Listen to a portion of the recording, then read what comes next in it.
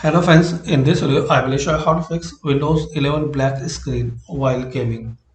Now guys, to resolve this problem, just you have to follow some easy steps. First one, press and hold Windows Control Shift B together.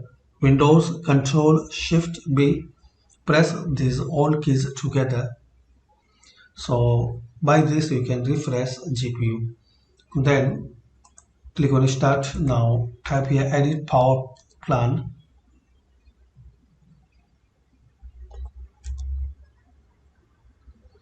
Open edit power plan. Now click on change advanced power settings. Here expand PCI Express. Now click on link state power management. Now select on battery off and on plugged in off. In both way you select off. Then click on OK. Close it and restart. So this is the way guys you can fix Windows 11 black screen while gaming. Thanks for watching and please comment this method work for you or not.